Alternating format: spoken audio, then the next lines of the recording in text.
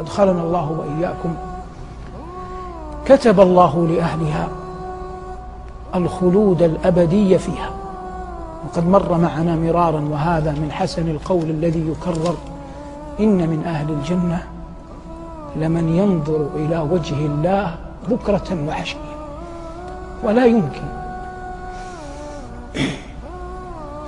أن تكون هناك عطية أرفع من أن يصل العبد بإيمانه وأعماله التي هي من رحمة الله إلى مقام يخلد فيه في الجنة ويمتع برؤية وجه الله بكرة وعشيا.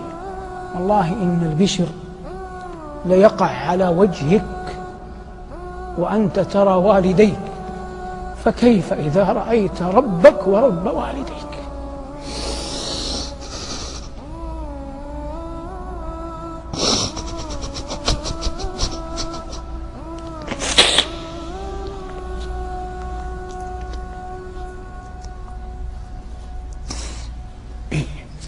كلما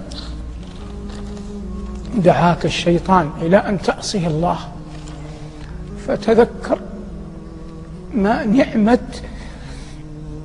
أن يجعلك الله ممن يمتع برؤيته، فإنك إذا تذكرت جلال الله وعظمته وجماله وكماله اشتاق قلبك إلى هذه النعمة. وهذا والله أعظم، إذا وقر في القلب أعظم ما يحجم بالعبد عن المعاصي. قال الله عن أهل معصيته يبين نكاله لهم، قال: كلا إنهم عن ربهم يومئذ لمحجوبون، يمنعون يحجبون من رؤية وجه الله.